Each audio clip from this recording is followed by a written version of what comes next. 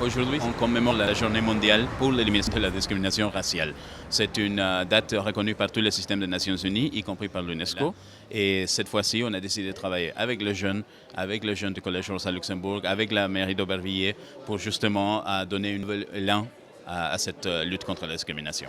UNESCO, ONU, donc on a déjà Organisation des Nations Unies pour la sécurité.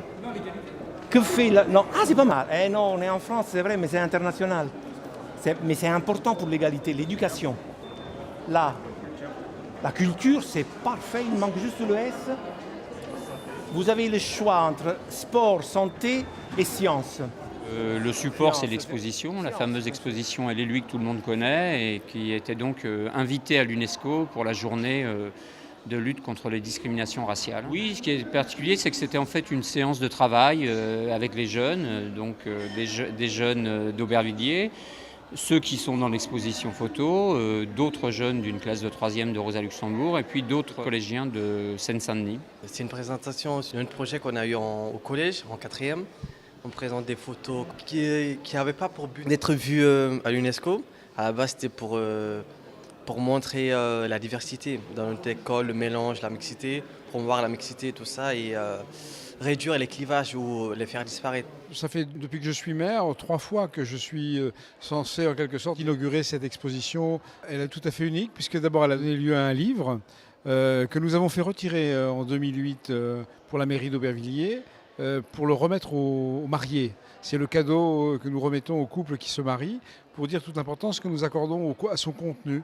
La prochaine étape, on l'espère tous, c'est l'exposition universelle de Shanghai. Et on voudrait que cette expo soit à la fois le cadre et le décor et le signal, le symbole de notre présence à Shanghai. On pense que c'est une des plus belles images d'Aubervilliers qu'on puisse aujourd'hui transmettre. Elle n'a pas été exposée. Moi, je pense qu'il y a déjà l'UNESCO, que ce soit l'UNESCO, c'est fondamental en termes de... Quand on a fait les photos, on ne pensait pas que... Même je pense que les professeurs aussi, ils ne pensaient pas que le projet allait arriver jusqu'à là, même maintenant aller jusqu'à Shanghai. Donc ça fait plaisir. Je suis bien content d'avoir participé à ça. Voilà, ça rend beaucoup de gens heureux.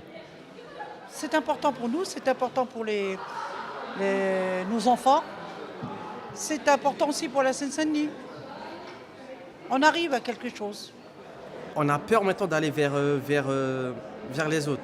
Et il faut qu'on apprenne nous-mêmes à aller vers les autres et à encourager les autres à venir vers nous. Et je pense que cette exposition aide à ça. Ça nous aide. Maintenant, on n'a plus besoin de parler. Il y a les images, elles parlent d'elles-mêmes. C'est quelque chose de simple, de propre, qui aidera à gommer quelques peurs qu'ils ont de la banlieue ou des banlieusards, en fait, des gens qui habitent en dehors de Paris. Je pense que c'est les jeunes qui, d'un certain côté, bien sûr, sont l'avenir de la société, bien sûr ça, mais aussi ce sont ceux qui sont peut-être les plus proches de la réalité.